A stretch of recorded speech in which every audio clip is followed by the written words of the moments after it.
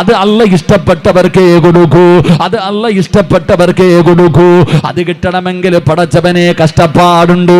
എങ്ങനെയാണ് സമാധാനമുള്ള ജീവിതം കിട്ടുന്നത്? അത് വെറുതെ കിട്ടില്ലല്ലോ. അള്ളാഹുവിന്റെ പരിശുദ്ധമായ ഖുർആൻ എവിടെന്ന് പറയുന്ന സമാധാനമുള്ള ഒരു ജീവിതം വേണോ, സന്തോഷമുള്ള ഒരു ജീവിതം വേണോ? ഈ ദുനിയാവിൽ അള്ളാഹു തന്നിരിക്കുന്ന ആയുസ് സന്തോഷത്തോടെ സമാധാനത്തോടെ ജീവിച്ച് മരിക്കുമ്പോ സമാധാനത്തോടുകൂടി അള്ളാഹുവേ ഷഹാദത്ത് കലിമ പറഞ്ഞുകൊണ്ട് വെള്ളിയാഴ്ച രാവിലോ പകലിലോ നന്മ ചെയ്ത് തൗബ ചെയ്ത് പടച്ചവനെ ഷഹീദിനെ പോലെ ലാ ഇലാഹ ഇല്ലല്ലാഹ് എന്നുറക്കെ പറഞ്ഞുകൊണ്ട് ഷഹീദിനെ പോലെ മരിക്കാൻ നിനക്ക് ആഗ്രഹമുണ്ടോ? അള്ളാഹുവിന്റെ വിശുദ്ധമായ ഖുർആൻ എവിടെന്ന് പറയുകയാ, സമാധാനമുള്ള ഒരു ജീവിതം കിട്ടാൻ, ഈ ദുനിയാവിലെ സന്തോഷമുള്ള ഒരു ജീവിതം കിട്ടാൻ അതിനുള്ള വഴി എന്താണെന്ന് അള്ളാഹുവിന്റെ ഖുർആൻ പറയുകയാ.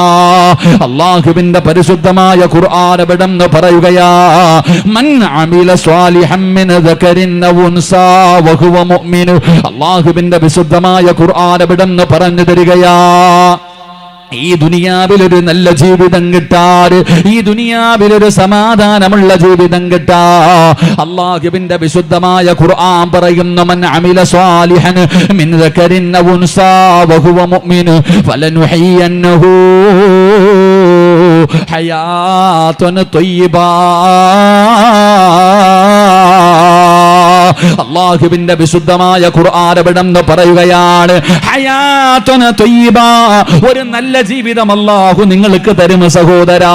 ഒരു സമാധാനമുള്ള ജീവിതം, ഒരു സന്തോഷമുള്ള ജീവിതം, ഒരു ആനന്ദമുള്ള ജീവിതം. കൊട്ടാരമില്ല കുടിലാണെങ്കിലും ചോർന്നൊലിക്കുന്ന കൂരയാണെങ്കിലും സമാധാനമുണ്ടല്ലോ. പടച്ചവനെ മട്ടനും മന്തിയും ഇല്ലെങ്കിലും കഞ്ഞിയും പയറുമാണെങ്കിലും തിന്നാ വയറ് നിറയുമല്ലോ. പടച്ചവനെ നമ്മുടെ പൊന്നാര മക്കളെ കാണുമ്പോ തൃപ്തിപ്പെടാൻ കഴിയുന്നുണ്ടല്ലോ. സൗന്ദര്യമില്ലാത്തവളാണെങ്കിലും അവളുടെ കൂടെ കിടക്കുമ്പോ പടച്ചവനെ നമുക്ക് തൃപ്തി ലഭിക്കുന്നല്ലോ. അള്ളാഹു തന്നതിൽ മുഴുവനും ബറക്കത്ത് ലഭിച്ച സമാധാനത്തോടെ സന്തോഷത്തോടുകൂടി ഈ ദുനിയാവിൽ ജീവിക്കണമെങ്കിൽ അള്ളാഹു പറയുന്നു, മൻ അമില സ്വാലിഹാ, സൽക്കർമ്മങ്ങൾ അധികമായിട്ട് നിങ്ങൾ പ്രവർത്തിക്കണേ, ഒരുപാട് നന്മകൾ നിങ്ങൾ ചെയ്യണേ, ഒരുപാട് സൽക്കർമ്മങ്ങൾ നിങ്ങൾ ചെയ്യണേ. അതുകൊണ്ട് എൻ്റെ പ്രിയപ്പെട്ടവരോട് പറയുകയാ, വല്ലാത്ത ഒരു കാലഘട്ടത്തിലൂടെയാ ഞാനും നിങ്ങളും കടന്നു പോകുന്നത്. പരീക്ഷണത്തിന്റെ തീച്ചൂളയിലൂടെയാണ് ഞാനും നിങ്ങളും കടന്നു പോകുന്നത്. അതുകൊണ്ട് എൻ്റെ പ്രിയപ്പെട്ടവരോട് പറയുകയാണ്, സന്തോഷമുള്ള ഒരു ജീവിതം വേണോ, സമാധാനമുള്ള ഒരു ജീവിതം വേണോ? അങ്ങനെയുള്ള ജീവിതം കിട്ടാനുള്ള വഴി എന്തെന്നറിയോ? നിനക്ക് തോന്നുന്നത് പോലെ ജീവിച്ചാ പോരാ, നിനക്ക് തോന്നുന്നത് പോലെ ജീവിച്ചാ പോരാ. അള്ളാഹുവിന്റെ പരിശുദ്ധമായ ഖുർആൻ ദീനും പറയുന്ന രീതിയിൽ, അള്ളാഹുവിന്റെ പ്രവാചകന് പറഞ്ഞു തരുന്ന രീതിയിൽ നമ്മൾ ജീവിച്ചാൽ പടച്ചവനെ സമാധാനം കിട്ടുമല്ലോ. അത് തേടി നടക്കുന്നവരുണ്ടല്ലോ. പടച്ചവനെ എല്ലാവരും മഹാന്മാരെ ഇഷ്ടപ്പെടുന്നവരാണ്. മക്ബറകളിലേക്ക് പടച്ചവനെ സ്നേഹിക്കണമല്ലോ, അള്ളാഹുവിന്റെ ഔലിയാക്കന്മാരെ സ്നേഹിക്കണമല്ലോ. അവിടെ പോയി ദുആ ചെയ്യുന്നവരാണല്ലോ. ആ മക്ബറകളുടെ മുന്നിലേക്ക് കടന്നു ചെല്ലുമ്പോ ഏകദേശമുള്ള ഏതോ മക്ബറയുടെ മുമ്പിലേക്ക് കടന്നു ചെന്നാൽ അവിടെ ഒരായത്ത് എഴുതി വച്ചിരിക്കുന്നത് കാണാം. എല്ലാ മക്ബറകളുടെ മുന്നിലും പടച്ചവനെ ഒരായത്ത് എഴുതി വച്ചിരിക്കുന്നത് കാണാം. അത് വെറുതെ എഴുതി വച്ചിരിക്കുന്നതല്ല, അത് വെറുതെ എഴുതി വച്ചിരിക്കുന്നതല്ല. എന്റെ പ്രിയപ്പെട്ടവരെ, മഹാന്മാരെ സ്നേഹിക്കണം, അവരെ ആദരിക്കണം, അവരെ ബഹുമാനിക്കണം, അവരെ ഹൃദയത്തിന്റെ ഉള്ളറകളിൽ നമ്മൾ കൊണ്ടു നടക്കണം. അല്ലാഹു തരുന്ന പ്രതിഫലം എന്തെന്നറിയോ? എന്തിനാ ഇതൊക്കെ ചെയ്യുന്നതെന്ന് ചോദിക്കുന്നവരുണ്ട്. ഇതിന്റെ ആവശ്യമുണ്ടോ എന്ന് ബുദ്ധുവിന് ബറാഇന്റെ ബോധം നഷ്ടപ്പെടുകയാ. പിന്നെ എപ്പോഴെങ്കിലും ആയിരിക്കും വരുന്നത്. വളരെ പ്രയാസത്തിൽ കിടക്കുകയാണെന്നറിയുമ്പോ ആദരവായ പ്രവാചകൻ നബി മുഹമ്മദ് മുസ്തഫ സല്ലല്ലാഹു അലൈഹി വസല്ലമ തങ്ങൾ അവിടെന്ന് കാണാ പോകുകയാണ്. ഈ ചെറുപ്പക്കാരൻ രോഗം പിടിച്ച് കിടക്കുന്നതാണെന്നറിയുമ്പോ അള്ളാഹുവിന്റെ പ്രവാചകൻ അവിടെന്ന് രോഗസന്ദർശനം നടത്താ കടന്നു പോവുകയാ. അള്ളാഹുവിന്റെ പ്രവാചകൻ ഒരുപാട് ദൂരം സഞ്ചരിച്ചു. തൽഹത്ത് ബിൻ ബറാഅ എന്ന് പറയുന്ന ചെറുപ്പക്കാരന്റെ വീടിനകത്തേക്ക് മുത്തുനബി കടന്നു വരുമ്പോ ബോധമില്ലാതെ കിടക്കുകയാ, ബോധം നഷ്ടപ്പെട്ട് കിടക്കുകയാ. അല്ലാഹുവിന്റെ പ്രവാചകൻ അടുത്തു പോയിരുന്നു. റസൂലുള്ളാഹി തങ്ങൾ ദുആ ചെയ്തു. പടച്ചവനെ ഒരുപാട് സമയം അവിടെ ഇരുന്നു. പക്ഷേ തൽഹത്ത് ബിൻ ബറാഇന് ബോധം വരുന്നില്ല. അവിടെന്ന് ബോധം വന്നില്ല. അല്ലാഹുവിന്റെ പ്രവാചകൻ ഒരുപാട് നേരം അവിടെ സമയം ചെലവഴിച്ചു. അവസാനം അവിടെ നിന്ന് ഇറങ്ങുമ്പോ അല്ലാഹുവിന്റെ പ്രവാചകന് മനസ്സിലായി, പടച്ചവനെ ഈ ചെറുപ്പക്കാരൻ മഹാനായ തൽഹത്ത് ബിൻ ബറാഇന്റെ മരണം അടുത്തിരിക്കുകയാണ്. സക്കറാത്തിന്റെ അവസ്ഥയിലാണ്, മരണത്തിന്റെ അടയാളങ്ങൾ കാണുന്നുണ്ട്. അല്ലാഹുവിന്റെ പ്രവാചകൻ അവിടെ നിന്ന് മനസ്സിലായി. കുടുംബക്കാരെ വിളിച്ചിട്ട് പറഞ്ഞു, ഈ ചെറുപ്പക്കാരൻ മരിച്ച, ഈ തൽഹത്ത് ബിൻ ബറാഅ മരിച്ച എന്നെ അറിയിക്കണമെന്ന് അല്ലാഹുവിന്റെ പ്രവാചകന് കുടുംബക്കാരോട് പറയുകയാ. എപ്പോ മരിച്ചാലും എന്നെ അറിയിക്കണേ. അല്ലാഹുവിന്റെ പ്രവാചകൻ അവിടുന്ന് കുടുംബക്കാരോട് പറഞ്ഞു കൊടുത്തിട്ട് പോകുകയാ. എന്റെ പ്രിയമുള്ളവരെ, തൽഹത്ത് ബിൻ ബറാഇന് ബോധം വന്നു. കുടുംബക്കാര് പറഞ്ഞു, തൽഹാ നീ എത്ര വലിയ ഭാഗ്യവാനാ, അല്ലാഹുവിന്റെ പ്രവാചകൻ നിന്നെ കാണാമെന്നല്ലോ, അല്ലാഹുവിന്റെ റസൂൽ രോഗസന്ദർശനം നടത്തിയല്ലോ, നിനക്ക് വേണ്ടി ദുആ ചെയ്തല്ലോ. കുടുംബക്കാരോട് ചോദിച്ചു, അല്ലാഹുവിന്റെ പ്രവാചകൻ എന്താണ് പറഞ്ഞത്, എന്താണ് പറഞ്ഞത്? അവിടെന്ന് പറഞ്ഞു, ത്വൽഹാ നീ മരിച്ചാൽ അറിയിക്കണമെന്ന് പറഞ്ഞിട്ടാ പോയത്. തൽഹത്ത് ബിൻ ബറാഅ എന്ന് പറയുന്ന ചെറുപ്പക്കാരൻ പറയുകയാ, ഞാൻ രാത്രിയിലാണ് മരിക്കുന്നതെങ്കിൽ, ഞാൻ രാത്രിയിലാണ് മരിക്കുന്നതെങ്കിൽ ഒരു കാരണവശാലും നിങ്ങൾ അല്ലാഹുവിന്റെ റസൂലിനോട് പറയല്ലേ. ഞാൻ രാത്രിയിലാണ് മരിക്കുന്നതെങ്കിൽ നിങ്ങൾ അല്ലാഹുവിന്റെ പ്രവാചകനോട് പറയരുത്. കാരണം എന്തെന്നറിയുമോ? ഇദാ മിത്ത ഫലാ തുർസിൽ ഇലൻ നബി സല്ലല്ലാഹു അലൈഹി വസല്ലം ലിഅന്നി അഖാഫു അലൈഹി മിനൽ യഹൂദ്. ഞാൻ രാത്രിയിലാണ് മരിക്കുന്നതെങ്കിൽ അല്ലാഹുവിന്റെ പ്രവാചകൻ അറിഞ്ഞാൽ അങ്ങ് മക്കത്ത് നിന്ന് മദീനത്ത് നിന്ന് എന്റെ വീട്ടിലേക്ക് അല്ലാഹുവിന്റെ പ്രവാചകന് കടന്നു വരുമല്ലോ, ഒരുപാട് ദൂരം സഞ്ചരിക്കണമല്ലോ. അല്ലാഹുവിന്റെ പ്രവാചകൻ ആരെങ്കിലും ഉപദ്രവിക്കുമോ എന്ന് എനിക്ക് വല്ലാത്ത പേടിയാ. അല്ലാഹുവിന്റെ റസൂലിനെ ആരെങ്കിലും ഉപദ്രവിക്കുമെന്ന് ഞാൻ ഭയപ്പെടുന്നു. അതുകൊണ്ട് റസൂലുള്ളയോട് പറയല്ലേ. തൽഹത്ത് ബിൻ ബറാഅ രാത്രിയിലാണ് മരണപ്പെടുന്നത്. അല്ലാഹുവിന്റെ പ്രവാചകനോട് പറഞ്ഞില്ല. പടച്ചവനെ, അവസാനം അല്ലാഹുവിന്റെ റസൂൽ കുടുംബക്കാരെ കണ്ടപ്പോ അവിടുന്ന് ചോദിച്ചു, തൽഹത്ത് ബിൻ ബറാഇന് എങ്ങനെയുണ്ട് നബിയേ? യാ റസൂലല്ലാഹ്, അല്ലാഹുവിന്റെ പ്രവാചകരെ, തൽഹത്ത് ബിൻ ബറാഅ മരണപ്പെട്ടു നബിയേ. റസൂലുള്ള ചോദിച്ചു, നിങ്ങളോട് ഞാൻ പറഞ്ഞതാണല്ലോ, എന്നോട് പറയണമെന്ന് പറഞ്ഞതാണല്ലോ, എന്തുകൊണ്ടാണ് നിങ്ങൾ പറയാതിരുന്നത്? യാ റസൂലല്ലാഹ്, മരിക്കുന്നതിന് മുമ്പ് ഞങ്ങളോട് വസിയ്യത്ത് ചെയ്തിരുന്നു നബിയേ. രാത്രിയിലാണ് മരിക്കുന്നതെങ്കിൽ അങ്ങയെ ബുദ്ധിമുട്ടിക്കരുത്, അങ്ങയോട് പറയരുതെന്ന് വസിയ്യത്ത് ചെയ്തിട്ടാ മരിച്ചത്. റസൂലുള്ളാഹി തങ്ങൾക്ക് വല്ലാത്ത വിഷമമായി. എവിടെയാണ് ഖബറ്, എവിടെയാണ് ഖബറ്? അല്ലാഹുവിന്റെ പ്രവാചകൻ അവിടുന്ന് ഖബറിലേക്ക് കടന്നു പോവുകയാ. സ്വഹാബത്ത് കാണിച്ചു കൊടുത്തു, കുടുംബക്കാരെ കാണിച്ചു കൊടുത്തു. അല്ലാഹുവിന്റെ പ്രവാചകൻ ആ ചെറുപ്പക്കാരന്റെ ഖബറിന്റെ ചാരത്തേക്ക് കടന്നു പോവുകയാ. അല്ലാഹുവിന്റെ റസൂല് ഖബറിന്റെ ചാരത്ത് നിന്ന് നിസ്കരിച്ചു. ആ ഖബറിന്റെ ചാരത്തിരുന്ന് ദുആ ചെയ്യുകയാണ്. ആ ദുആ കേട്ടപ്പോ ചുറ്റുഭാഗത്ത് കൂടി നിന്നവരുടെ കണ്ണ് നിറയുകയാ. എല്ലാവരും അത്ഭുതപ്പെടുകയാണ്, എല്ലാവരും അത്ഭുതപ്പെടുകയാണ്. അല്ലാഹുവിന്റെ പ്രവാചകൻ അവിടുന്ന് ദുആ ചെയ്യുകയാ. അല്ലാഹുവിന്റെ റസൂൽ ദുആ ചെയ്യുന്നത് കേട്ടപ്പോ പടച്ചവരെ, സ്വഹാബികൾ അവിടുന്ന് കോരിത്തരിച്ചു പോവുകയാണ്. എന്തൊരു ദുആയാ പടച്ചവര്! എന്താണ് ദുആ ചെയ്തതെന്നറിയുമോ? അല്ലാഹുമ്മൽ ഖതൽഹത്ത് ബിൻ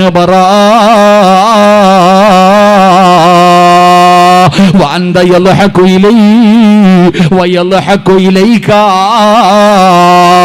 ലോകത്തൊരാൾക്ക് വേണ്ടിയും അല്ലാഹുവിന്റെ പ്രവാചകൻ ഇങ്ങനെ ദുആ ചെയ്തിട്ടില്ല.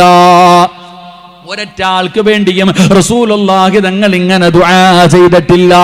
അത്രയും മനോഹരമായ ദുആ, അങ്ങനെ കൊതിപ്പിക്കുന്ന ദുആ.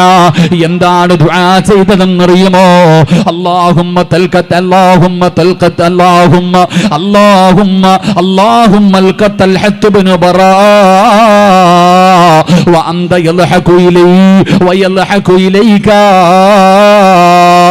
നാളെ ഖബറിനകത്ത് നിന്ന് തൽഹത്ത് ഇബ്നു ബറാ എന്ന് പറയുന്ന ചെറുപ്പക്കാർ ഖബറിനകത്ത് നിന്ന് എഴുന്നേറ്റ് വരുമ്പോ, നിന്റെ മുന്നിലേക്ക് കടന്നു വരുമ്പോ, ആ ചെറുപ്പക്കാരന്റെ മുഖത്ത് ചിരി കൊടുക്കണേ അല്ലാ. ചിരിച്ചുകൊണ്ട് വേണം അല്ലാഹുവേ തൽഹത്ത് ഇബ്നു ബറാ ഖബറിനകത്ത് നിന്ന് എഴുന്നേറ്റ് വരാർ. പുഞ്ചിരിക്കുന്ന മുഖത്തോടെ വേണം ഖബറിനകത്ത് നിന്ന് എഴുന്നേറ്റ് വരാർ. അതുമാത്രം പോരാ അല്ലാ, നീയും ചിരിക്കണേ അല്ലാ.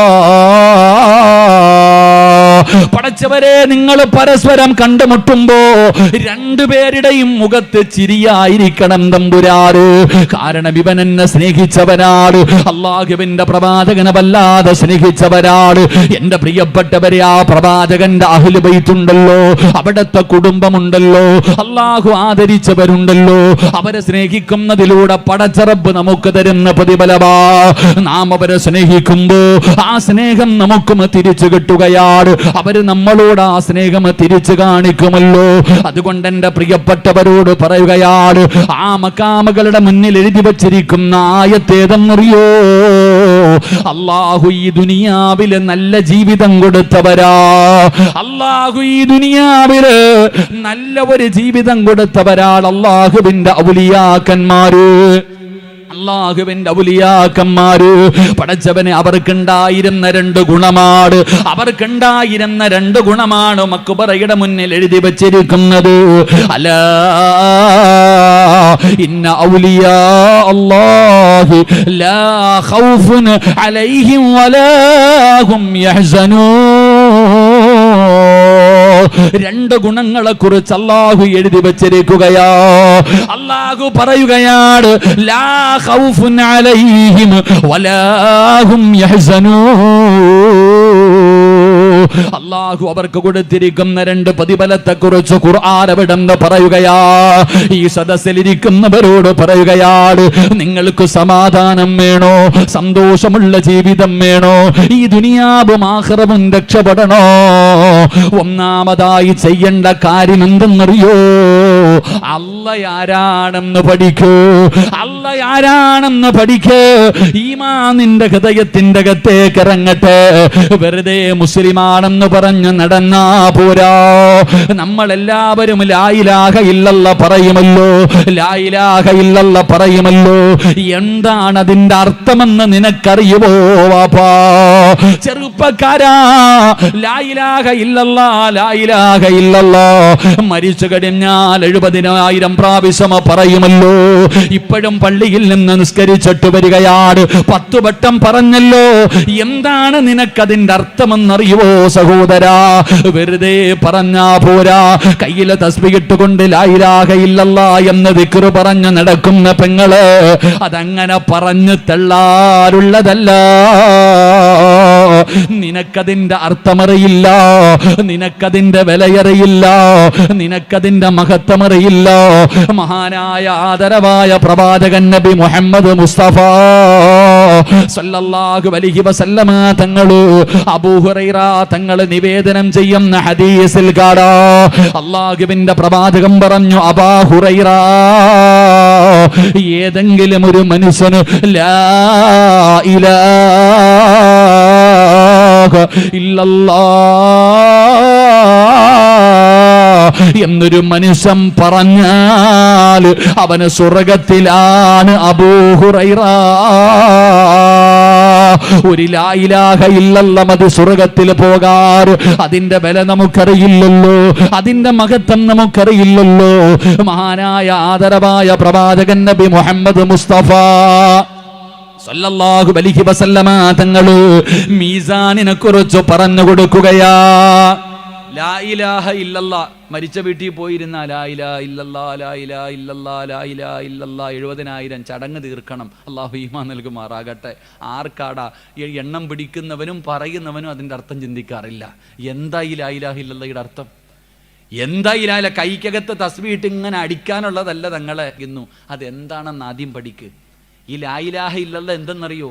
നബി സല്ലല്ലാഹു അലൈഹി വസല്ലമ തങ്ങൾ മീസാൻ എന്ന് പറയുന്ന ത്രാസിനെ കുറിച്ച് പറഞ്ഞു കൊടുക്കുകയാ. നന്മ തിന്മ തൂക്കുന്ന ത്രാസ്, നമ്മുടെ നന്മയും തിന്മയും തൂക്കുന്ന ത്രാസാണ് മീസാൻ എന്ന് പറയുന്ന ത്രാസ്. നമ്മളൊക്കെ ത്രാസ് കണ്ടിട്ടുണ്ട്. റേഷൻ കടയിലെ ത്രാസല്ലേ കണ്ടിട്ടുള്ളൂ നമ്മൾ.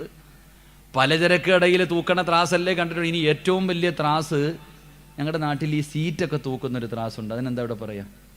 ഇങ്ങനെ നീളമുള്ളൊരിതുണ്ടല്ലോ, അപ്പം അതിനെന്താ പറയാ? ഈ ചാക്ക് ഇട്ടൊക്കെ എടുത്ത് തൂക്കണ ഒരു ത്രാസുണ്ടല്ലോ. ഇതിനേക്കാളും വലിയ ത്രാസ് നിങ്ങൾ ആരെങ്കിലും കണ്ടിട്ടുണ്ടോ? നിങ്ങൾ എന്താ വെടികൊണ്ടതുപോലെ ഇരിക്കണേ? കണ്ടിട്ടില്ലല്ലോ. ഈ മീസാൻ എന്ന് പറയുന്ന ത്രാസ് ഉണ്ടല്ലോ, ഈ നന്മയും തിന്മയും തൂക്കുന്ന ത്രാസ്, ആ ത്രാസിൻ്റെ വലിപ്പം മുത്തുനബി പഠിപ്പിക്കുകയാ.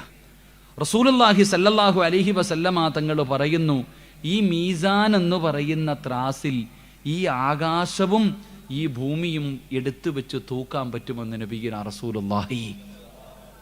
ഉറക്കെ പറ. ഈ കാണുന്ന ആകാശവും ഭൂമിയും വരെ അതിനകത്ത് വെച്ച് തൂക്കാം. അപ്പം നീ ആ ത്രാസിൻ്റെ വലിപ്പം ഒന്ന് ചിന്തിച്ചേ. അതറിയണമെങ്കിൽ ഈ ദുനിയാവിൻ്റെ വലിപ്പം നീ പഠിക്കണമല്ലോ, ഈ ആകാശത്തിൻ്റെ വലിപ്പം പഠിക്കണമല്ലോ. ഇനി പഠിക്കണ്ട, ഈ കാണുന്ന ആകാശവും ഭൂമിയും വരെ ആ ത്രാസിൻ്റെ അകത്ത് വെച്ച് തൂക്കാൻ പറ്റുമെങ്കിൽ അതിൻ്റെ വലിപ്പം ഒന്ന് ചിന്തിച്ചേ. നബിതങ്ങൾ ഇത് പറഞ്ഞു കൊടുക്കുമ്പോൾ സഹാബത്ത് കരയാൻ തുടങ്ങി.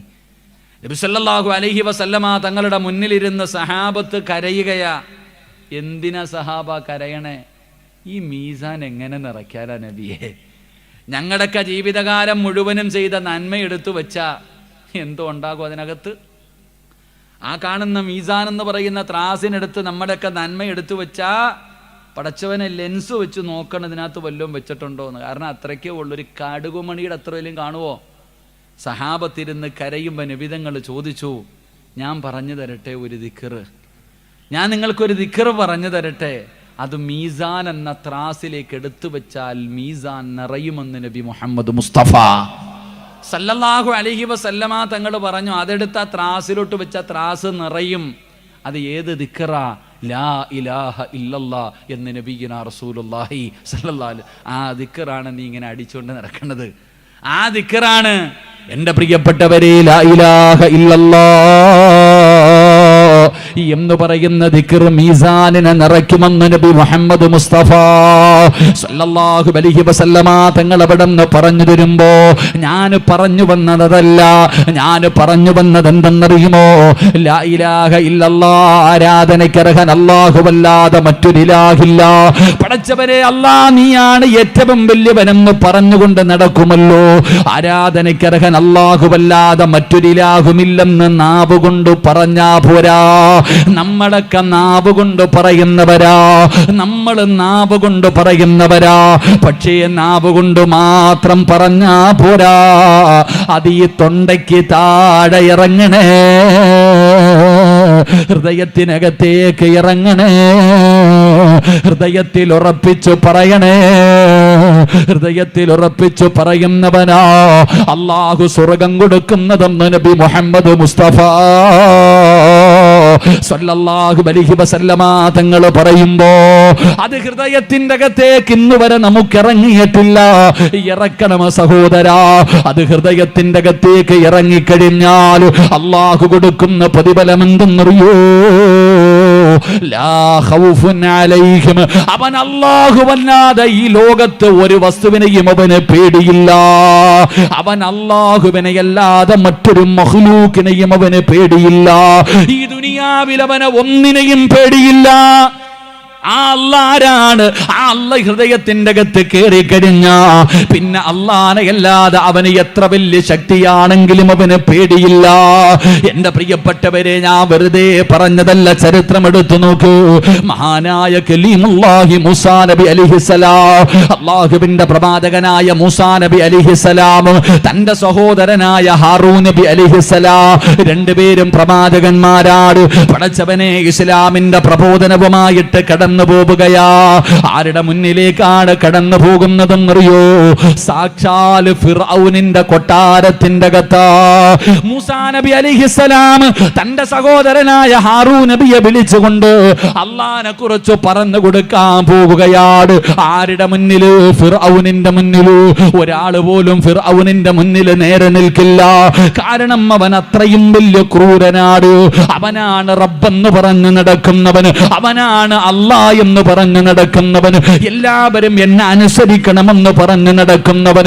ആ ക്രൂരനായ കരുണയില്ലാത്ത ഫിർഔനിന്റെ കൊട്ടാരത്തില് അവന്റെ മുന്നിൽ പോയിട്ട് പറയുന്നു, ഫിർഔനേ, നീ അല്ലടാ റബ്ബ്, അല്ലാത്ത ഒരു റബ്ബുണ്ടടാ.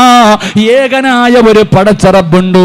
ആ പടച്ച റബ്ബിന്റെ നബിയാണ് ഞാനെന്ന് പറഞ്ഞുകൊണ്ട് മൂസാ നബി അവിടുന്ന് ഫിർഔനിനോട് പറയുകയാ. എന്തൊരു ധൈര്യമെന്നറിയോ, എന്തൊരു ധൈര്യമെന്നറിയോ. പടച്ചവനെ, മൂസാ നബി അലൈഹിസ്സലാം കാണിച്ചു കൊടുത്തു, നിനക്ക് തെളിവ് വേണോടാ, ഞാൻ അല്ലാഹുവിന്റെ പ്രവാചകനാണെന്ന് തെളിവ് കാണണോ? കയ്യിലിരുന്ന കമ്പെടുത്ത് താഴെയിട്ട് കൊടുത്തു. തന്റെ കയ്യിലിരുന്ന കമ്പെടുത്ത് താഴെയിടുമ്പോ വലിയ പാമ്പാവുകയാ.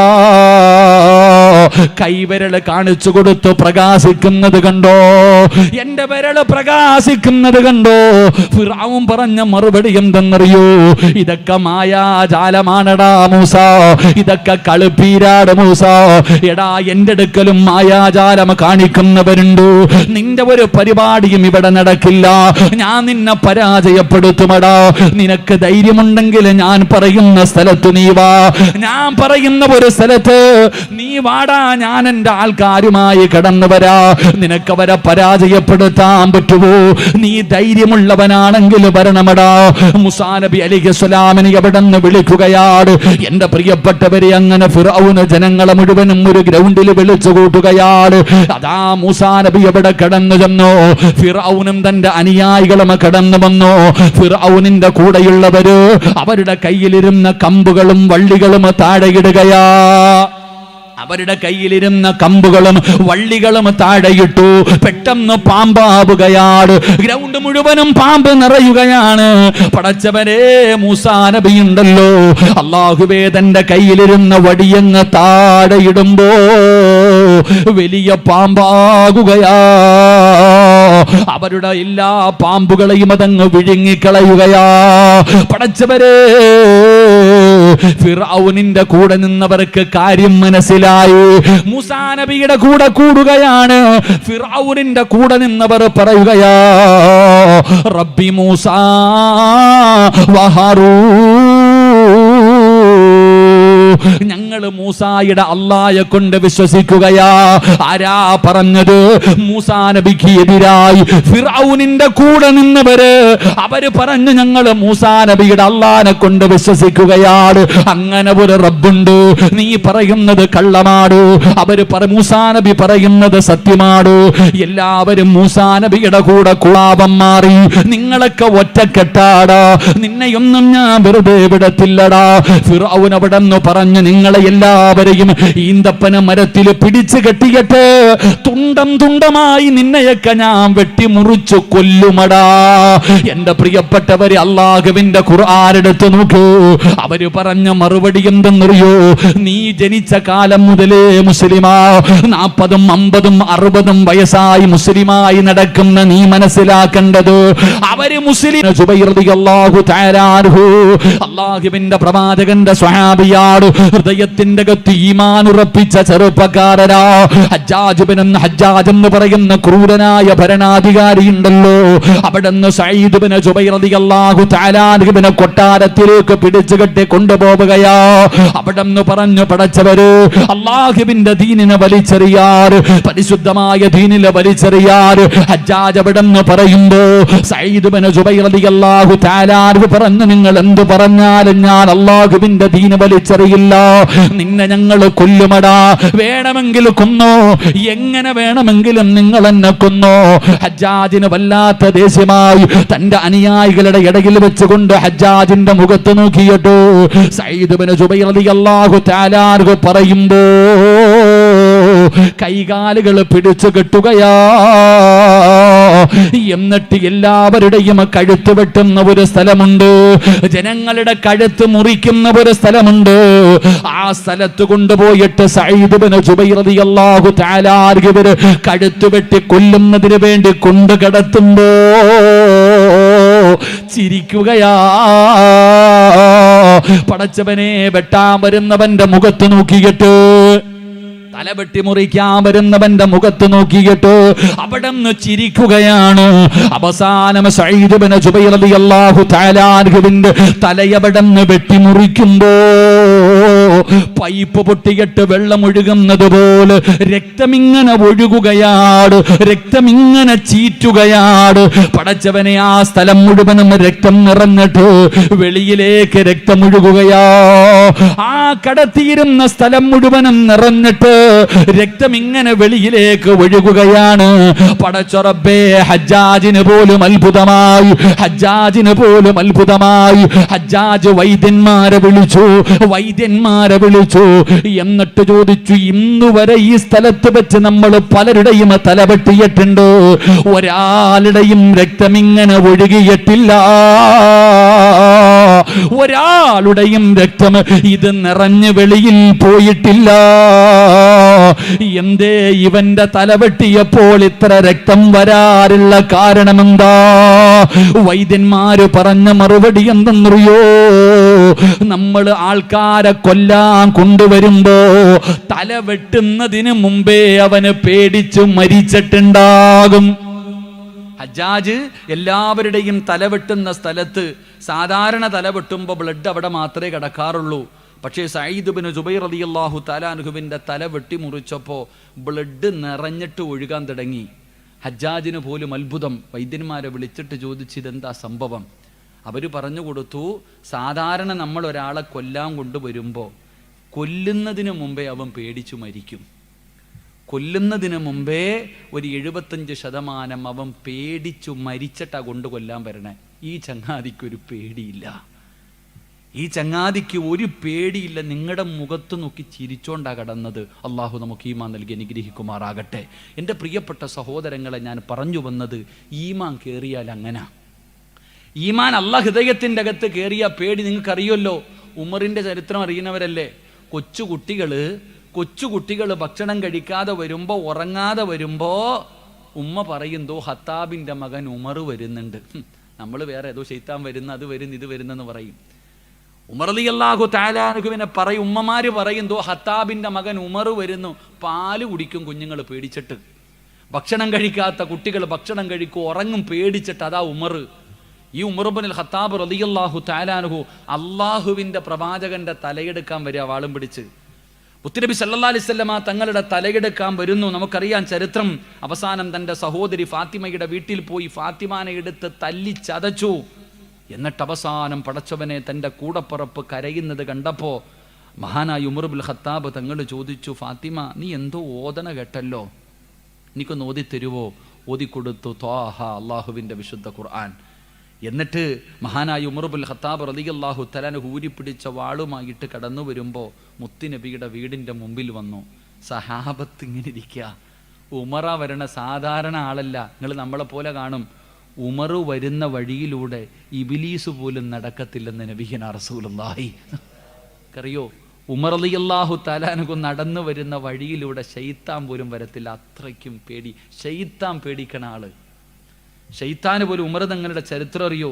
മുത്തുനബി സല്ലല്ലാഹു അലൈഹി വസല്ലമ തങ്ങൾ പറഞ്ഞു, ഖബറി മയ്യത്ത് കൊണ്ടുവച്ചാൽ 2 മലക്കുകൾ വന്നിട്ട് ചോദിക്കും, മൻ റബ്ബുക, മൻ ദീനുക, മൻ ഇമാമുക എന്ന് ചോദിക്കുമെന്ന് മുത്തുനബി പറയുമ്പോൾ ഉമർ തങ്ങൾ പറയാ, എന്നോടെങ്ങാനും മലക്കുകൾ എൻ്റെ അല്ല ആരാണെന്ന് ചോദിച്ചാ, ഖബറി കൊണ്ടുവെക്കുമ്പോൾ മലക്കുകൾ എന്നോട് മൻ റബ്ബുക, നിന്റെ റബ്ബ് ആരാണെന്ന് മലക്കുകൾ എന്നോട് ചോദിച്ചാൽ ഞാൻ തിരിച്ചു പറയും, നിന്റെയൊക്കെ റബ്ബ് തന്നെ എൻ്റെ റബ്ബെന്ന്. മലക്കുകളോട്, മുൻകറിൻ നക്കീറിനോട് ഞാൻ പറയും, നിങ്ങളുടെ റബ്ബാരോ ആ റബ്ബ് തന്നെ എൻ്റെയും റബ്ബെന്ന്. നമുക്ക് ധൈര്യമുണ്ടോ പറയാൻ? എടാ, നമ്മൾ ആരെന്നറിയോ? റമളാനിൻ്റെ 30 ദിവസം നോമ്പും പിടിച്ച്, തറാവീഹ് നിസ്കരിച്ച്, തഹജ്ജുദ് നിസ്കരിച്ചു, സുന്നത്തും നിസ്കരിച്ച് എന്തെല്ലാം നന്മ ചെയ്തവരാ. പെരുന്നാൾ കഴിഞ്ഞപ്പോൾ അവൻ്റെ കാൽച്ചുവട്ടി കൊണ്ടുവച്ചിട്ട് പറയുക, ഞാൻ നിൻ്റെ അടിമയാണെന്ന്. അള്ളാഹു ഈമാൻ തരുമാറാകട്ടെ. ഈ ഉമർ തങ്ങൾ ഊരിപ്പിടിച്ച വാളുമായിട്ട് റസൂലുള്ളാഹി തങ്ങളുടെ തലവെട്ടാൻ വരുമ്പോൾ സഹാബത്ത് മുഴുവൻ ഒന്ന് വരണ്ടുപോയി. സഹാബികൾ മുഴുവൻ ഒന്ന് വരണ്ടിങ്ങനെ നിൽക്ക, ഉമറാ വരണേ.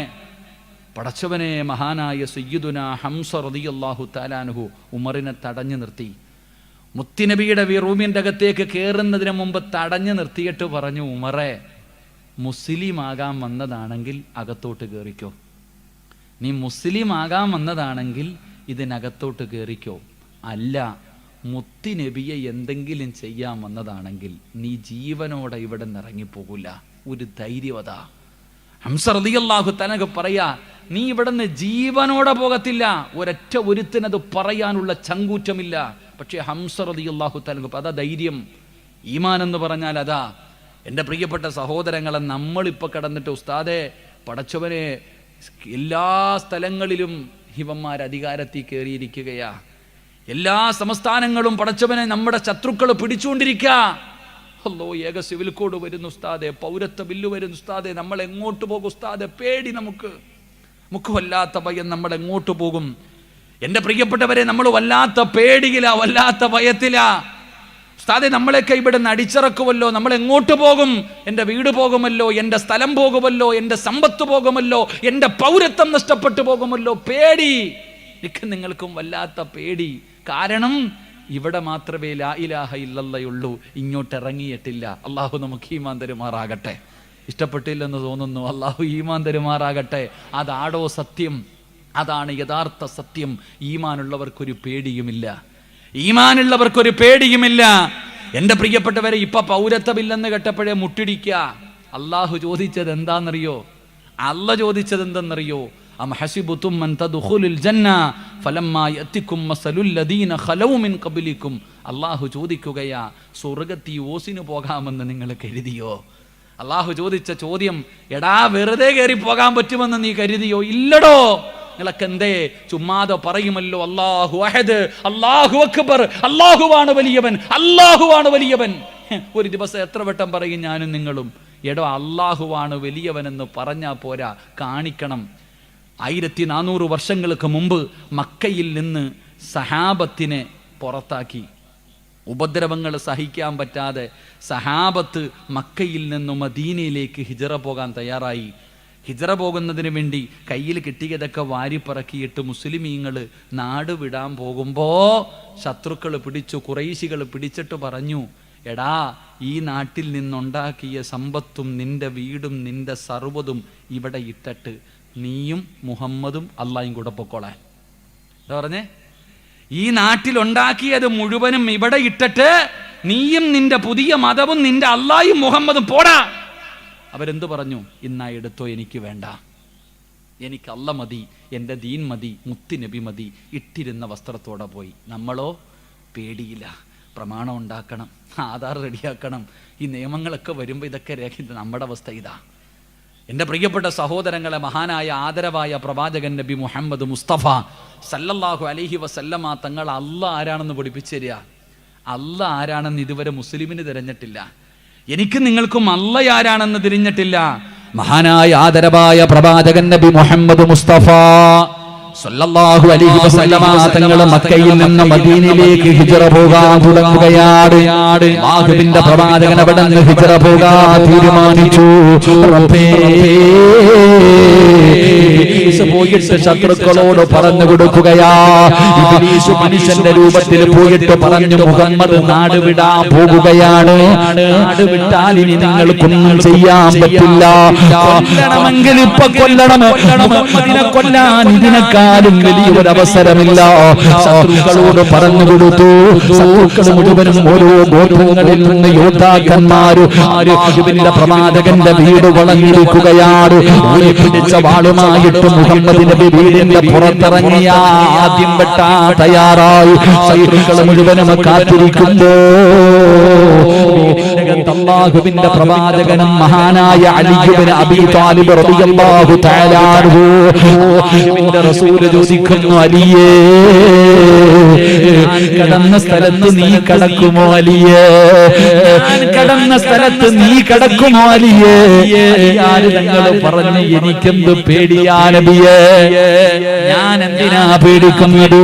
എനിക്കങ്ങ് പറഞ്ഞാ കടക്കാൻ ധൈര്യമേ ഉള്ളൂ. അല്ലാഹുവിന്റെ പ്രവാചകന് യാത്രയ്ക്ക് വേണ്ടി ഒരുങ്ങുമ്പോ വരുന്ന മുഖറബുൽ അംലാഖ് മലക്ക് ജിബ്രീൽ അലൈഹിസ്സലാം ഇറങ്ങി വരികയാണ്. അല്ലാഹുവിന്റെ പ്രവാചകന്റെ ചാരത്ത് വന്നിട്ട് പറഞ്ഞു, യാ റസൂലല്ലാഹ്, നബിയേ, യാത്രയ്ക്ക് വേണ്ടി ഇറങ്ങുന്നതിന് മുമ്പ്, ഒരുങ്ങിയിട്ട് വാതിൽ തുറക്കുന്നതിന് മുമ്പ് ഒരു പിടി മണ്ണ് വാരണം നബിയേ, ഒരു പിടി മണ്ണ് വാരണം നബിയേ. എന്നിട്ട് ഓതണം, വജഅൽനാ മിൻ ബൈനി ഐദീഹിം സദ്ദാ വമിൻ ഖൽഫിഹിം സദ്ദാ. സൂറത്ത് യാസീനിലെ ആയത്താണ്. ഈ ആയത്ത് ഓതണം, മണ്ണിലേക്ക് ഊതണം, വാതിൽ തുറന്നിട്ട് വലിച്ചെറിഞ്ഞിട്ട് ഇറങ്ങിപ്പോ നബിയേ. റസൂലുള്ളാഹിയോട് പറയുകയാ, ഒരു പിടി മണ്ണിനകത്ത് ഖുർആനിന്റെ ഒരായത്ത് ഓതിയിട്ട് വാതിൽ തുറന്നിട്ട് വലിച്ചെറിഞ്ഞിട്ട് ഇറങ്ങിപ്പോകാൻ AK-47 കൊണ്ടുകൊടുത്തില്ല, ആറ്റം ബോംബ് കൊണ്ടുകൊടുത്തില്ല.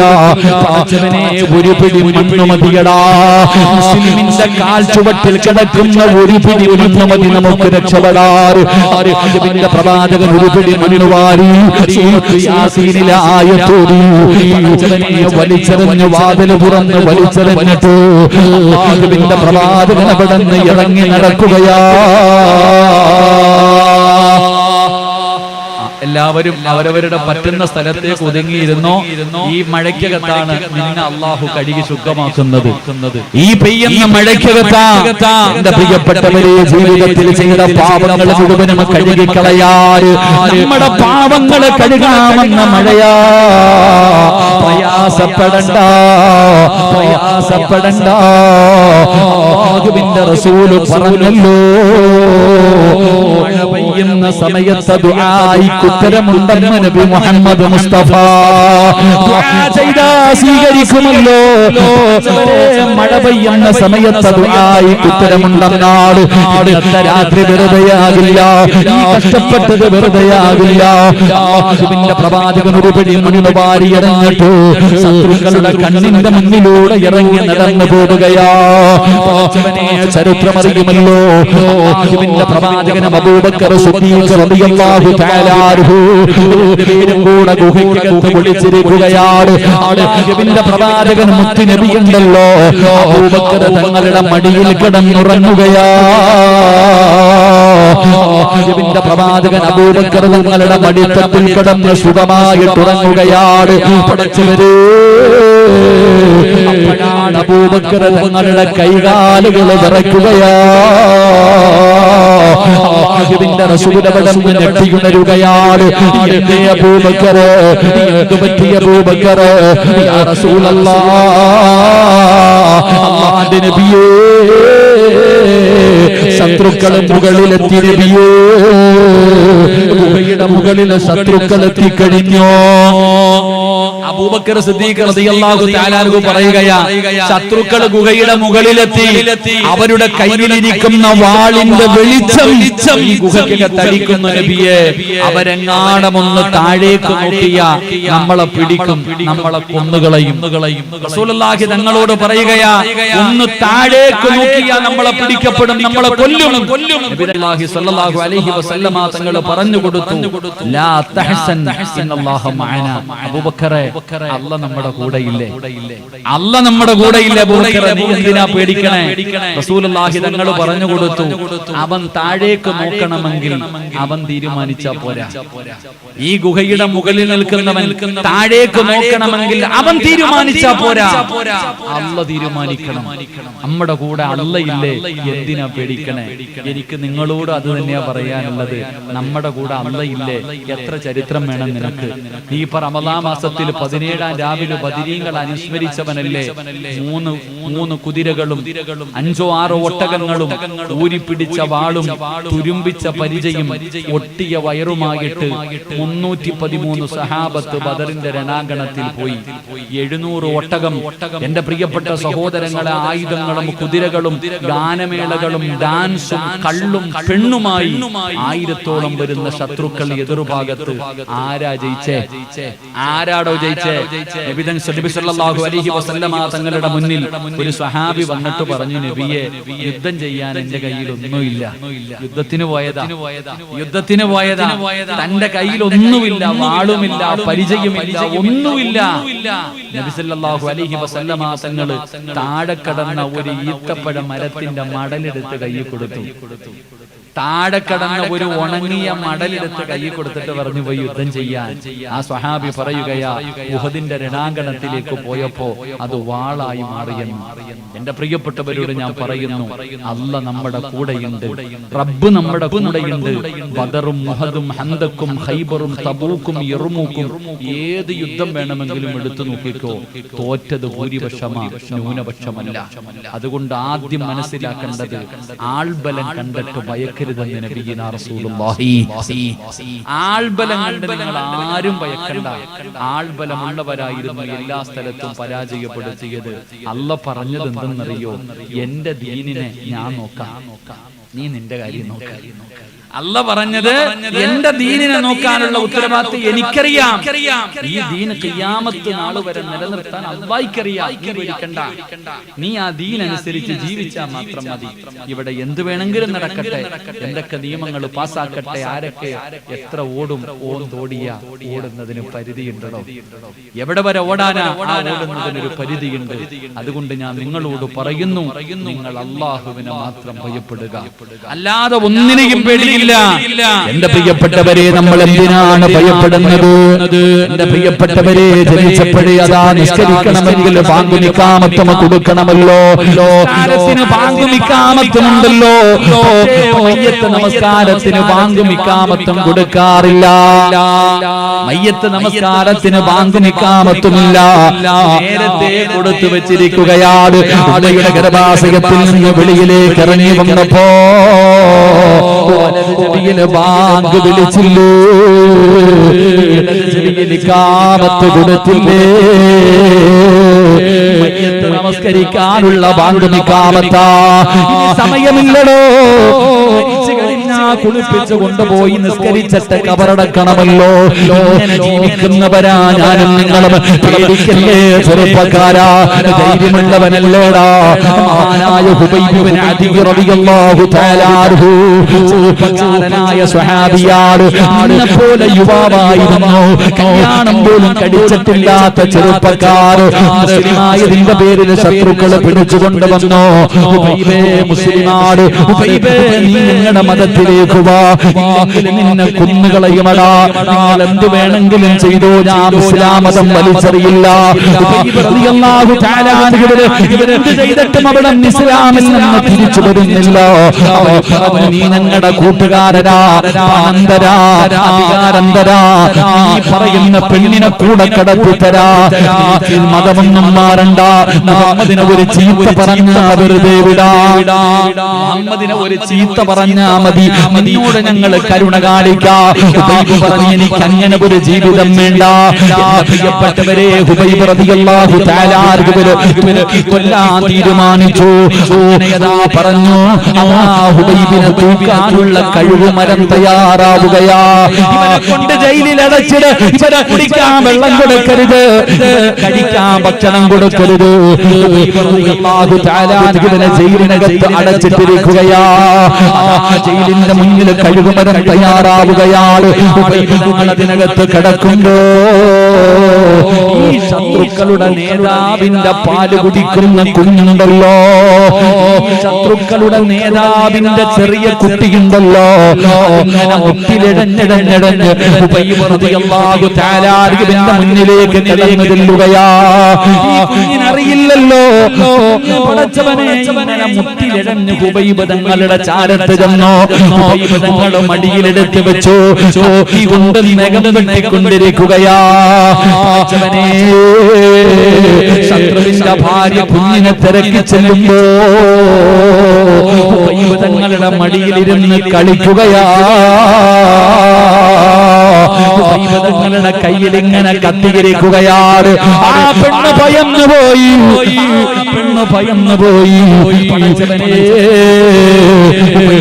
എന്തു ചെയ്യുകയാണെന്നറിയോ? നഖം വെട്ടുകയാ. കാരണം ഇവരെ തൂക്കിക്കൊല്ലാൻ പോവുകയാണ്. അതിനു മുമ്പേ ഒരുങ്ങുകയാണ്. പെണ്ണ് പേടിച്ചു പോയി. ആ പെണ്ണ് പറയുകയാ, വല്ലാഹി മാ റഅയ്തു വസീറൻ ഖത്തു ഖൈറൻ മിൻഹു ഉബൈബിനെ പോലെ മാന്യനായ ഒരാളെ ഞാൻ എന്റെ ജീവിതത്തിൽ കണ്ടിട്ടില്ല. ശത്രുവിന്റെ മകളെ കിട്ടിയിട്ട് പോലും ആ കുഞ്ഞിനെ മടിയിലിരുത്തി കളിപ്പിച്ച ചെറുപ്പക്കാരാ. ഇവര് കഴിക്കാൻ ഭക്ഷണം കൊടുക്കാതെ, കുടിക്കാൻ വെള്ളം കൊടുക്കാതെ ഉപൈബദങ്ങളെ ജയിലിന്റെ അകത്ത് പട്ടിണി കെട്ടിരിക്കുമ്പോ ഉപൈബദങ്ങൾ മുന്തിരി തിന്നുകയാ. ജയിലറയ്ക്കകത്ത് വെള്ളം പോലും കൊടുക്കാതെ അടച്ചിട്ടിരുന്നപ്പോ ഉപൈബദങ്ങളുടെ മുന്നിൽ പാത്രത്തിന്റെ അകത്ത് മുന്നിരിക്കുകയാണ്. ആ പെണ്ണ് പറയുന്നു, എന്ന് പറയുന്ന നാട്ടില് മുന്തിരി പോലും കിട്ടാത്ത സമയത്ത്, എന്ന് പറയുന്ന രാജ്യത്ത് കഴിക്കാനൊരു മുന്തിരി പോലും കിട്ടാത്ത സമയത്ത് ജയിലിനകത്തിരുന്ന് മുന്തിരി തിന്നുകയാ. ചെറുപ്പക്കാരാ, ഹൃദയത്തിന്റെ അകത്ത് കയറിക്കഴിഞ്ഞ പേടി നഷ്ടപ്പെടുമല്ലോ, നഷ്ടപ്പെടുമല്ലോ. അല്ലാഹുവല്ലാതെ മറ്റൊന്നിനെയും അവന് പേടിയില്ല. അവസ്ഥയാണ് നമുക്ക് വേണ്ടത്. ഹൃദയത്തിന്റെ അകത്ത് ഈമാൻ ഇറങ്ങട്ടെ. അല്ലാഹുവിന്റെ ഖുർആൻ പറയുകയാണ്, അവന്റെ ഹൃദയത്തിന്റെ അകത്ത് നിന്ന് ഭയം നഷ്ടപ്പെടുമെന്ന് അല്ലാഹുവിന്റെ വിശുദ്ധ ഖുർആൻ.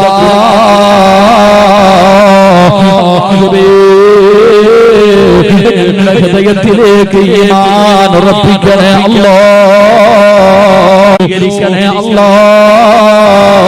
ആരൊക്കെ സഹായിച്ചോ അവരുടെ കുടുംബങ്ങളെ നീ ഏറ്റെടുക്കണേ അല്ലോ. സംഘാടകർ ബക്കറ്റുമായിട്ട് കടന്നു വരികയാ. രോഗങ്ങളെ തട്ടിമാറ്റുമെന്ന, വിപത്തുകളെ തട്ടിമാറ്റുമെന്ന, ക്യാൻസറിനെ മാറ്റിക്കളയുമെന്ന, ക്യാൻസറിനെ കരിച്ചു കളയുമെന്ന, കൈകാലുകൾ മുറിക്കുന്ന രോഗങ്ങളെ തട്ടിമാറ്റുമെന്ന, അപകടങ്ങളെ തട്ടിമാറ്റുമെന്ന അറിയാത്തവരാരുമില്ലല്ലോ. നിന്റെ മുന്നിൽ ബക്കറ്റ് വരുമ്പോ 10 രൂപ ഇടാൻ നിനക്ക് മടിയാട്. വഴുതുകളിന് വീട്ടിലേക്ക് പോയി ബാത്റൂമിന്റെ അകത്ത് കയറിയപ്പോ കാല് തെറ്റിയെന്ന് താഴെ വീണു. വീടിന്റെ സിറ്റൗട്ടിലെ പടി ചവിട്ടുമ്പോ തെന്നിയൊന്ന് താഴെ വീണു. തലയൊന്ന് താഴെയടിച്ചു. എടുത്തുകൊണ്ട് പടച്ചവനെ ഹോസ്പിറ്റലിലേക്ക് കൊണ്ടുപോയി. ഡോക്ടർ പറഞ്ഞു സർജറി ചെയ്യണം. 24 മണിക്കൂർ കഴിയാതെ ഒന്നും പറയാൻ പറ്റൂല. ഇന്ന് ബക്കറ്റ് വരുമ്പോ കൊടുക്കാൻ മടി. നിനക്കറിയാം സദക്ക നിന്റെ വിപത്തിനെ തട്ടിമാറ്റും. എന്തെങ്കിലും ഒരു അപകടം പറ്റി ഹോസ്പിറ്റലിൽ കൊണ്ടുപോയി ഡോക്ടർ പറഞ്ഞു 24 മണിക്കൂർ കഴിഞ്ഞിട്ട് എന്തെങ്കിലും പറയാൻ പറ്റൂ. 2000-ന്റെ നോട്ടുമായിട്ട് പള്ളിയുടെ ഖത്തീബിന്റെ അടുക്ക് വരും. ഉസ്താദേ, വാപ്പ ഹോസ്പിറ്റലിലാണ്, ഡോക്ടർ 24 മണിക്കൂർ പറഞ്ഞിരിക്കുന്നു, സദക്ക പിടിക്ക്, ദുആ ചെയ്തിട്ട് രക്ഷപ്പെടുത്ത്. അല്ലാഹു ഈമാൻ തരുമാറാകട്ടെ. അപ്പൊ നമുക്കറിയാം സദക്ക വിപത്തിനെ തട്ടിമാറ്റുമെന്ന് നമുക്കറിയാം. പക്ഷേ കൊടുക്കാൻ മനസ്സില്ലടോ. മഴ പെയ്ത് കിടക്കുകയാ. എന്റെ മുന്നിലേക്ക് സംഘാടകർ ബക്കറ്റുമായിട്ട് കടന്നു വന്നു. ഉള്ളതിൽ പങ്കുകൊടുക്ക്, ഉള്ളതിൽ പങ്കുകൊടുക്ക്, എന്നിട്ട് വിപത്തുകളെ തട്ടിമാറ്റി രക്ഷപ്പെടു. അല്ലാഹു നമുക്ക് ഭാഗ്യം നൽകുമാറാകട്ടെ. സല്ലല്ലാഹു അലാ മുഹമ്മദ് സല്ലല്ലാഹു അലൈഹി വസല്ലം സല്ലല്ലാഹു. ഇൻഷാ അല്ലാഹ് അലി ഒന്ന് തണുപ്പിച്ചാൽ മതി, വേറെ പണിയൊന്നും ഇല്ലല്ലോ. ഇൻഷാ അല്ലാഹ് അൽഹംദുലില്ലാഹ്. തടിയൊക്കെ കൂടുതലാട്ടാ. ശരി, ഇൻഷാ അല്ലാഹ്. 2 അല്ലാഹുവിന്റെ ഖുർആൻ പറയുന്നു, ഹൃദയത്തിന്റെ അകത്ത് ഈമാൻ കേറിക്കഴിഞ്ഞാൽ പിന്നെ അവന് ദുഃഖമില്ല, നിരാശയില്ല. രണ്ട് ദുഃഖമില്ല, നിരാശയില്ല.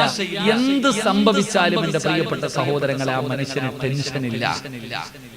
അല്ലാഹു വദാ പറയുന്നത്, എന്റെ പ്രിയപ്പെട്ടവരെ, ഹൃദയത്തിന്റെ അകത്ത് കയറി കഴിഞ്ഞാൽ സമ്പത്ത് നഷ്ടപ്പെട്ടാലും ജോലി നഷ്ടപ്പെട്ടാലും മക്കൾ മരിച്ചാലും മാരകരോഗം വന്നാലും കടങ്ങൾ വന്നാലും മക്കളില്ലെങ്കിലും പടച്ചവനെ ജീവിതത്തിൽ എത്ര വലിയ പ്രയാസം വന്നാലും അവനൊരു ടെൻഷനില്ല. നമ്മൾ അങ്ങനല്ലല്ലോ.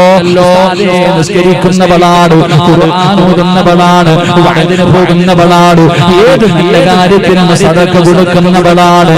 എനിക്കിങ്ങനെ വന്നല്ലോ. നിങ്ങളും നിരാശ പറയുന്നവരാട്, സങ്കടം പറയുന്നവരാട്.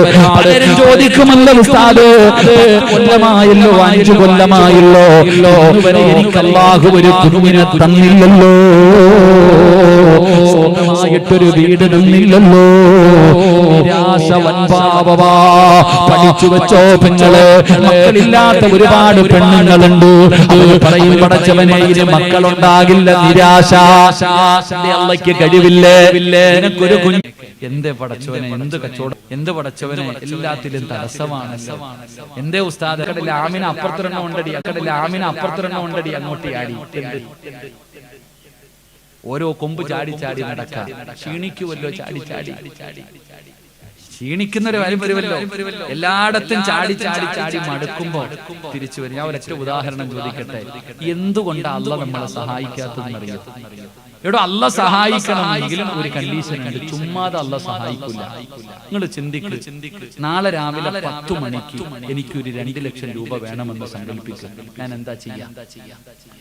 എനിക്ക് നാളെ 10 മണിക്ക് നിങ്ങൾക്ക് ആർക്കെങ്കിലും എനിക്ക് ഇത്തിരി പൈസ വേണം, എന്താ ചെയ്യാ?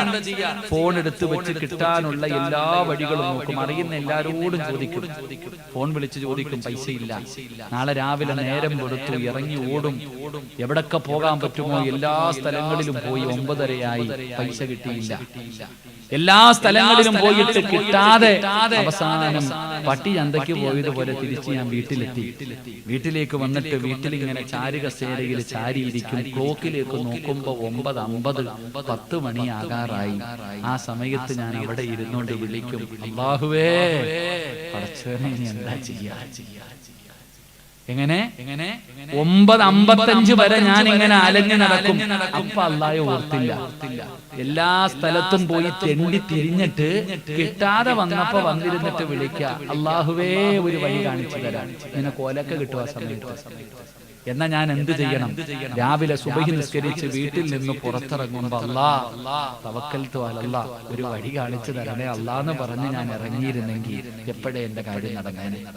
ഞാൻ പറഞ്ഞു വന്നർത്ഥം, എടോ, നമ്മുടെ ആവശ്യങ്ങൾ നമ്മൾ ആദ്യം അള്ളാഹുവിന്റെ മുന്നിലേക്ക് വെക്ക്. അപ്പോഴതൊരു പരിഹാരം ഉണ്ടാവുക. റബ്ബിന്റെ തീരുമാനങ്ങൾ അംഗീകരിക്കുക. അള്ളാഹുവിന്റെ തീരുമാനം നമ്മൾ അംഗീകരിക്കണം.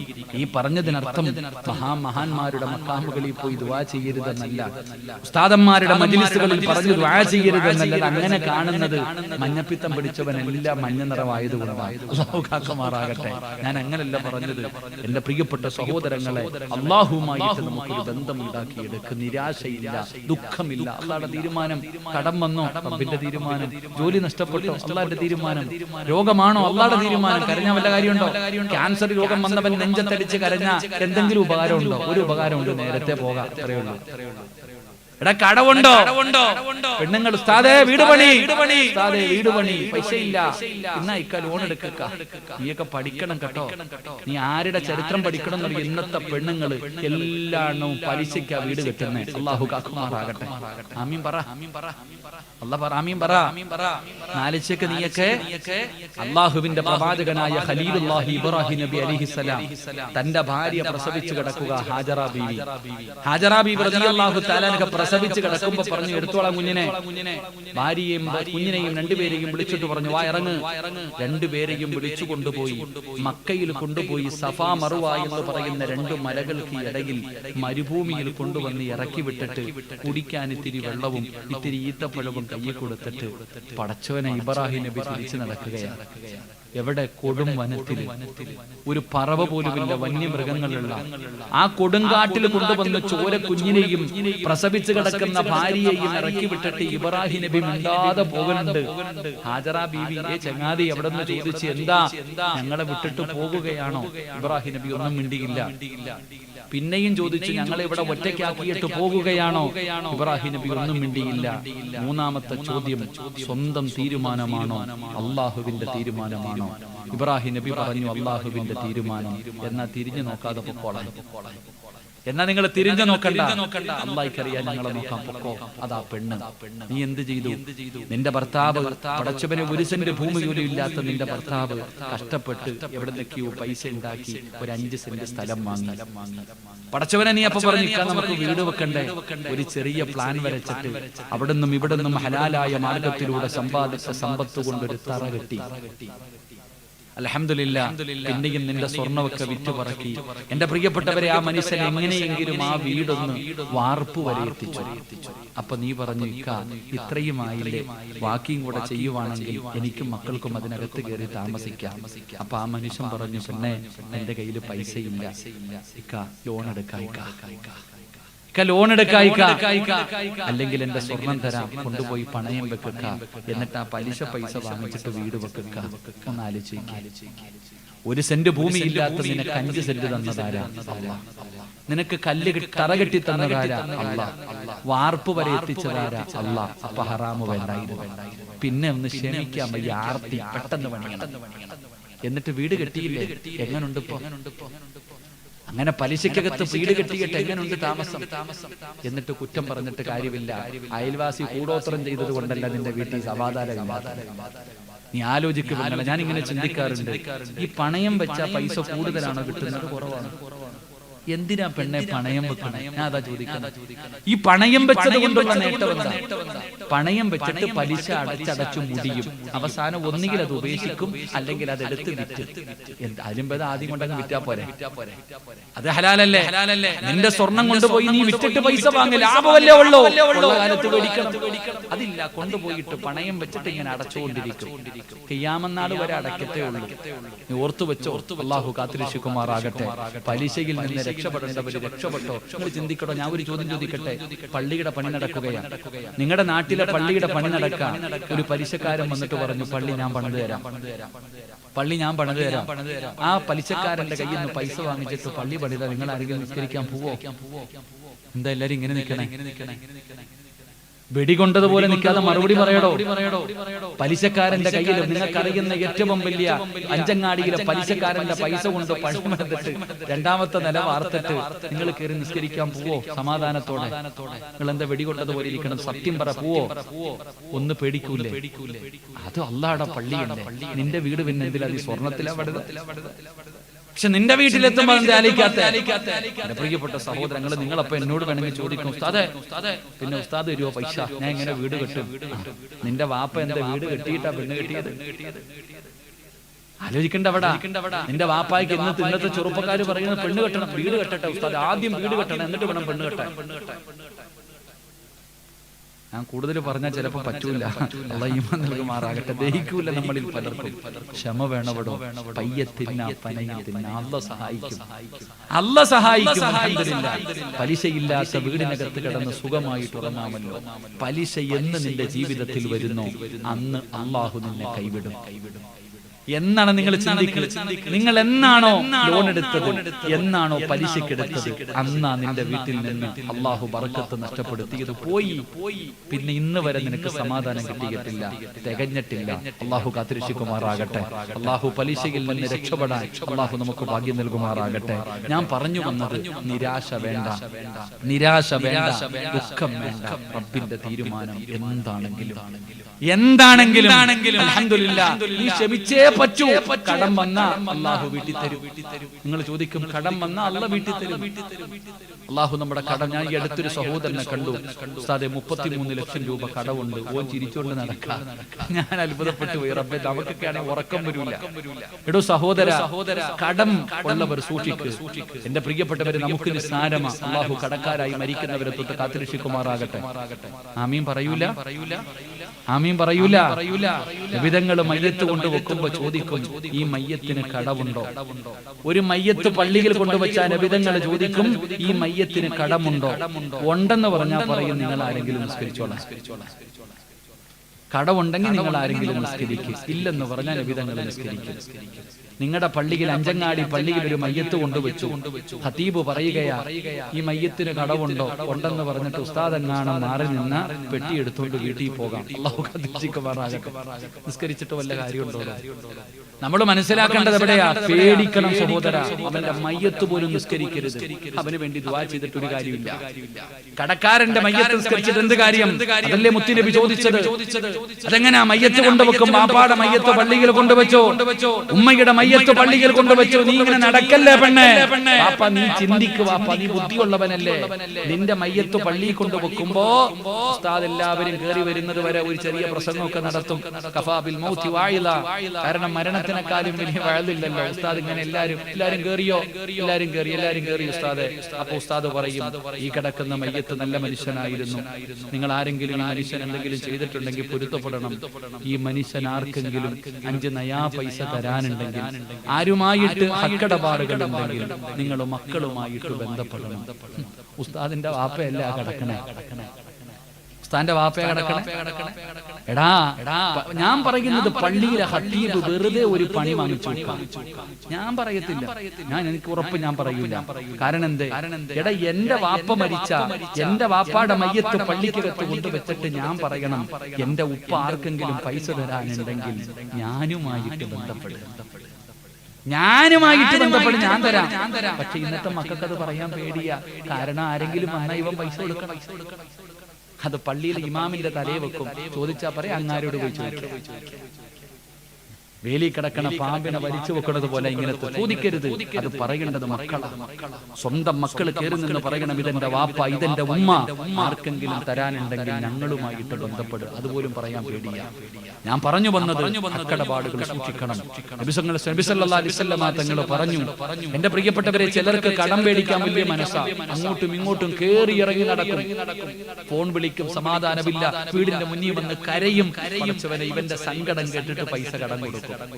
പിന്നെ ഇവന്റെ പുറകിൽ നടന്ന് നമ്മൾ കരയണം. അത് തിരിച്ചു വാങ്ങണമെങ്കിൽ 500 വട്ടം ഫോൺ വിളിച്ചവൻ നമ്മൾ അങ്ങോട്ട് വിളിച്ചാൽ ഫോൺ എടുക്കത്തില്ല.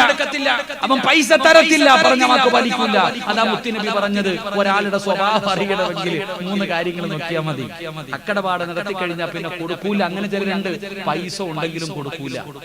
ഒരുത്തൻ 25,000 രൂപ കടം പേടിച്ചത് കൊടുക്കാനും അവന്റെ കയ്യിൽ പൈസയുണ്ട്, കൊടുക്കൂല. ഇങ്ങനെ തട്ടും. നബിതങ്ങൾ പറഞ്ഞത് എന്തെന്നറിയോ? എന്റെ പ്രിയപ്പെട്ട പെങ്ങളെ, 1 രൂപയെങ്കിലും ആർക്കെങ്കിലും കൊടുക്കാനുണ്ടെങ്കിൽ നീ മറക്കരുത്. നബി സല്ലല്ലാഹു അലൈഹി വസല്ലമ തങ്ങൾ പറഞ്ഞു, മഹാനായ അബൂ ഹുറൈറ റളിയല്ലാഹു തആല നിവേദനം ചെയ്യുന്ന ഹദീസ്, മുത്തുനബി പറഞ്ഞു, പടച്ചവനെ, ഒരാൾക്ക് കടമുണ്ട്, അവൻ ഓർമ്മയുണ്ട്, ഞാൻ കടക്കാരനല്ല, എനിക്ക് പേടി, മരിക്കുന്നതിന് മുമ്പ് ആ കടം തീർക്കണം, ആ കടം തീർക്കണം എന്നവന്റെ മനസ്സിന്റെ ഉള്ളിൽ അവനൊരു ഭയം, ആ കടം പീഡിച്ചത് തിരിച്ചു കൊടുക്കണമെന്നുള്ള ഒരു ആഗ്രഹം അവനുണ്ടെങ്കിൽ അല്ലാഹു ആ കടം വീട്ടി തരുമെന്ന് നബിയിന റസൂലുള്ളാഹി. ഈ പേടിക്കണ്ട, ആ കട അല്ലാഹു വീട്ടി തരും. നിനക്ക് ആ ചിന്തയുണ്ടെങ്കിൽ അല്ലാഹു നിന്റെ കടം വീട്ടും. അല്ലാഹു ഒരു വഴി തുറന്നു തരും. മറിച്ച് കടം പേടിച്ച പൈസ കൊടുക്കാൻ നിന്റെ കയ്യിലുണ്ട്, കൊടുക്കില്ല എങ്കിലും നീ സൂക്ഷിച്ചോ, നിന്റെ സമ്പത്ത് മുഴുവനും അല്ലാഹു നഷ്ടപ്പെടുത്തി കളയുമെന്ന് നബിയിന റസൂലുള്ളാഹി. ആ ചെറിയ 25,000 രൂപ തിരിച്ചു കൊടുക്കാൻ മടിച്ചിട്ട് നീ അവനെ ഇട്ട് വട്ടം കളിപ്പിച്ച നീ ഉണ്ടാക്കിയത് മുഴുവനും നഷ്ടപ്പെട്ടു പോകും. അല്ലാഹു നമ്മളെ കാത്തിരക്ഷിക്കുമാറാകട്ടെ. അതുകൊണ്ട് എന്റെ പ്രിയമുള്ള സഹോദരങ്ങളോട്, സഹോദരിമാരോട് പറയുകയാ, എന്റെ പ്രിയപ്പെട്ടവരെ, രോഗം എന്നതിന്റെ പേരിൽ നിങ്ങൾ പ്രയാസപ്പെടണ്ട.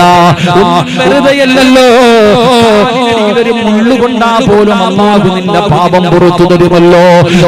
നിന്റെ പ്രവാചകൻ പറയുന്ന, ഒരു മനുഷ്യന് രാത്രിയിൽ ഒരു പനി വന്നാൽ, ഒരു രാത്രി ഒരാൾ പനി പിടിച്ചു കഴിഞ്ഞാൽ അവന്റെ പാപം പുറത്തു കൊടുക്കുമെന്ന് നബി മുഹമ്മദ് മുസ്തഫ സല്ലല്ലാഹു അലൈഹി വസല്ലമ തങ്ങൾ പറയുമ്പോ, രോഗം വന്നത് നാട്ടുകാരോട് മുഴുവനും പറഞ്ഞുകൊണ്ട് നടക്കുന്ന പെങ്ങള്, അവിടെ വേദനയാണ്, ഇവിടെ വേദനയാണ്, ഇന്ന രോഗമാണ്, അടുത്തവരെ കാണുന്നവരോട് മുഴുവനും അപരാധി പറയുന്നവര് ആദരവായ പ്രവാചകൻ നബി മുഹമ്മദ് മുസ്തഫ സല്ലല്ലാഹു അലൈഹി വസല്ലമ തങ്ങളുടെ മുന്നിലേക്ക് ഒരു സ്വാലിഹത്തായ പെണ്ണ് കടന്നു വരികയാണ്. യാ റസൂലല്ലാഹ്, നബിയേ, എനിക്ക് അപസ്മാരം എന്ന് പറയുന്ന രോഗമാണ് നബിയേ. പെട്ടെന്ന് പിടഞ്ഞു വീഴുകയാണ്. ശരീരം മുഴുവനും കടന്നു വിറയ്ക്കുകയാണ്. വഴിയിലൂടെ പതയും നിറയും വരുന്ന അപസ്മാരം എന്ന് പറയുന്ന രോഗമുണ്ടല്ലോ, ആ രോഗമാണ് നബിയേ. വേദനയാണ് നബിയേ. എവിടെ വെച്ചാണ് വരുന്നതെന്ന് എനിക്കറിയില്ല നബിയേ. എനിക്ക് താങ്ങാൻ കഴിയുന്നില്ല നബിയേ. അതുകൊണ്ട് യാ റസൂലല്ലാഹ്, എന്റെ രോഗം മാറാനെന്ന് ദുആ ചെയ്യണേ നബിയേ. അല്ലാഹുവിന്റെ പ്രവാചകന്റെ മുന്നിൽ വന്നൊരു സ്വാലിഹത്തായ പെണ്ണവിടെന്ന് പറയുമ്പോ റസൂലുള്ളാഹി തങ്ങൾ പറഞ്ഞ മറുപടി എന്തെന്നറിയോ? പെണ്ണേ, ഞാൻ ദുആ ചെയ്താ നിന്റെ രോഗം മാറും. ഞാൻ ദുആ ചെയ്താ നിന്റെ രോഗം മാറും. പക്ഷേ നീ ശ്രമിച്ചാൽ ഈ രോഗം വരുന്നതിന്റെ വേദനയുണ്ടല്ലോ, ഈ രോഗം സംഭവിക്കുമ്പോ ആ വേദന നിങ്ങൾ സഹിച്ചാ അതിനു പകരം നിങ്ങൾക്ക് അല്ലാഹു സ്വർഗം തരും. സ്വർഗം വേണോ രോഗം മാറണോ? സ്വർഗം വേണോ രോഗം മാറണോ? യാ റസൂലല്ലാഹ്, നബിയേ, എനിക്ക് രോഗം മാറണ്ട, സ്വർഗം മതി. ഈ സ്വർഗം തരുമെങ്കിൽ ഏത് വേദനയും സഹിക്കാൻ ഞാൻ തയ്യാറാണ്. പടച്ചവനെ, ആ പെണ്ണവിടുന്ന് സന്തോഷത്തോടെ ഇറങ്ങി പോവുകയാ. അതുകൊണ്ട് സദസ്സിലിരിക്കുന്നവരോട് പറയുകയാണ്, രോഗമാണോ, പ്രയാസമാണോ, ദുരിതമാണോ, കടമാണോ, ദുഃഖമാണോ, ഒരു പേടിയും വേണ്ട. അതിന് പകരം നിനക്ക് പ്രതിഫലം തരുമെന്ന് നബി മുഹമ്മദ് മുസ്തഫ സല്ലല്ലാഹു അലൈഹി വസല്ലമ തങ്ങൾ പറയുന്നു. പ്രിയപ്പെട്ടവരെ, പരാതി പറയരുത്, പ്രയാസപ്പെടരുത്. പ്രിയപ്പെട്ടവരെ, ഒരേ ഒരു ഹദീസ് ഞാൻ പറഞ്ഞു തരാം. ഒറ്റ ഹദീസ് മതി. എന്ത് പരീക്ഷണമുണ്ടായാലും പടച്ചവനെ പിടിച്ചു നിൽക്കാൻ ഈ പറയുന്ന ഒരേ ഒരു ഹദീസ് നിങ്ങളുടെ ഹൃദയത്തിന്റെ അകത്ത് നിങ്ങൾ എഴുതി വെക്കൂ. അല്ലാഹുവിന്റെ റസൂൽ പറയുകയാ, ലാ യലമൽ ജസാ യലമൽ ബലാ. പടച്ചവനെ, ഇവിടെ ഇരിക്കുന്ന എല്ലാവരും എന്തെങ്കിലും ഒരു പ്രയാസമുള്ളവരാണ്. ദുഃഖമുള്ളവരുണ്ട്, രോഗമുള്ളവരുണ്ട്, കടമുള്ളവരുണ്ട്, കച്ചവടം തകർന്നവരുണ്ട്, വീടില്ലാത്തവരുണ്ട്, മക്കളില്ലാത്തവരുണ്ട്, പടച്ചവരെ വളരെ പ്രയാസത്തിൽ കഴിയുന്നവരുണ്ട്. നിങ്ങളോട് പറയുകയാ, നിങ്ങൾ ദുഃഖിക്കല്ലേ, നിങ്ങൾ നിരാശരാകല്ലേ. നിങ്ങളെ വെറുപ്പുള്ളത് കൊണ്ടല്ല, ഇഷ്ടമില്ലാത്തത് കൊണ്ടല്ല, അല്ലാഹുവിന് ഇഷ്ടം കൂടിയത് കൊണ്ടാണ്. പറയാറുണ്ട് ഉസ്താദേ, അല്ലാഹുവിന് എന്തോ എന്നോട് വല്ലാത്ത ദേഷ്യം, അതുകൊണ്ടാ പടച്ചു എന്നെ ഇങ്ങനെ കണ്ണുനീര് കുടിപ്പിക്കേണ്ടത്. പറയരുത്, തമാശയ്ക്ക് പോലും പറയരുത്. എന്റെ പ്രിയപ്പെട്ടവരെ, അല്ലാഹുവിന് ഇഷ്ടം കൂടിയാൽ അല്ലാഹു അവർക്ക് വല്ലാത്ത പരീക്ഷണം കൊടുക്കും. അല്ലാഹുവിന്റെ റസൂല്, ഇന്ന അശദ്ദന്നാസി ബലാഅ അൽ-അംബിയ, അല്ലാഹു ലോകത്ത് ഏറ്റവും കൂടുതൽ പരീക്ഷിച്ചത് അബൂജഹലിനെയോ അല്ലെങ്കിൽ ഉത്ബത്തിനോ ഷൈബത്തിനോ കാറൂനിനോ നമ്രൂദിനെയോ ഫിർഔനെ ആയിരുന്നില്ല.